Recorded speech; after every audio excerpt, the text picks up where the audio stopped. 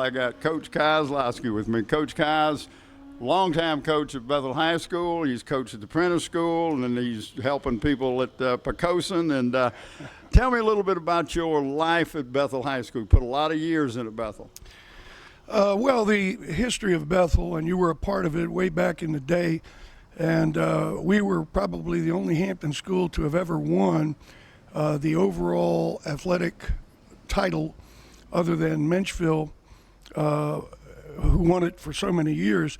But we were the only Hampton school to ever win that Julian Rice, I think it was Julian Rice Trophy, right, for athletic supremacy.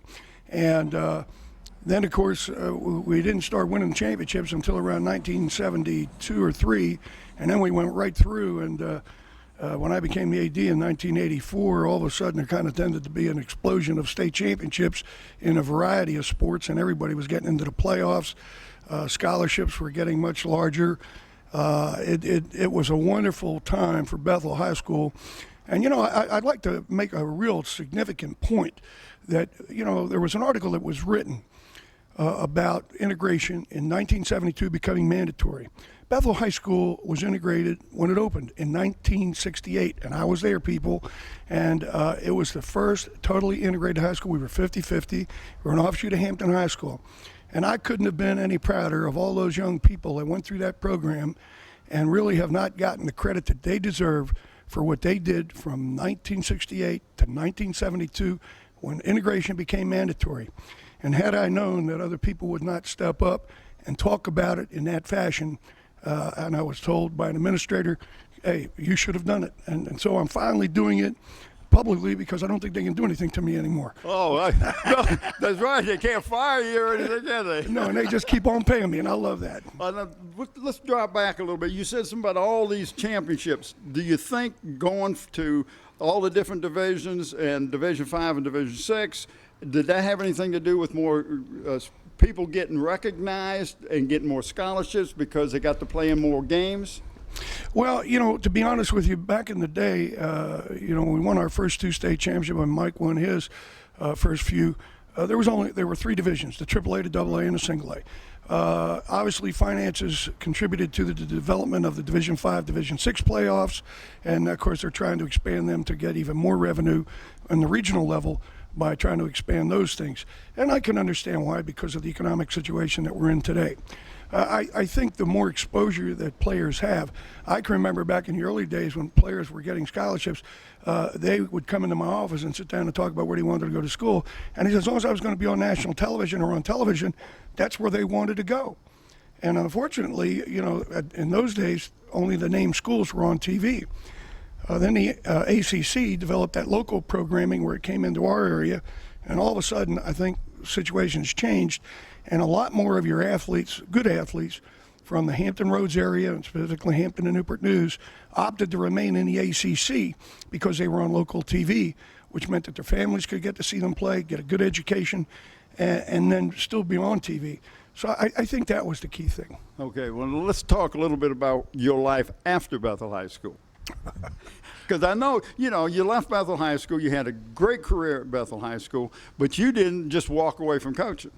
No, I was fortunate to get an opportunity to go over to the apprentice school and coach. They hadn't won a game in 2 years, and I joined the staff over there, and we did a fairly good job. We were, I believe, 4-5 or 5-5 my first year over there. And it was an experience. I had great players, a good group of coaches. It's a wonderful program for young men that weren't going to academically qualify to go to a major college or stuff like that. And we'd give an opportunity over there to major in 7 areas of expertise with the shipyard and try to continue the great program that Northrop Grumman has developed over there over the years. And that program goes back into the 20s and 30s when they were building ships over there. And when you become a part of that history, it is significant and it is really good. We went up to play Buffalo State, and we left on a Thursday night at 9 o'clock after feeding the team. And when I returned at 10 o'clock on Sunday morning with only about 8 hours sleep for one night, I decided I don't think I want to do this anymore. and so I stopped coaching in 2006, and I've been working with children of my ex-players, and I don't like saying that too loudly. Well, I know when I was doing ball games, And I would tell my wife, and I would mention, well, I coached his son. I mean, I coached his dad. She says, when you say I coach his granddad, you're done. So when you start coaching the grandkids of your guys, I think that's just about the end of the line. But, Kaz, I appreciate you taking time to stop and talk to us. It's always good to see you. And my pleasure. I'll tell you guys, the TV people have been so wonderful. Without what you guys have done for the City of Hampton athletic program, all the schools, I don't know how many of them actually have complimented you guys and what you've meant to the school system overall. But all of you all were so instrumental in bringing our programs to the city exclusively. And it meant a lot to the kids. I think it meant a lot to the parents. And even those people that couldn't get to go to ball games, because I can remember out in Pocosa, they were in the playoffs this past year, and I called up and I asked, well, how come, you don't even run the ball games on closed circuit TV that they have out in Pocosa on Cox Cable? And, I got a non-response.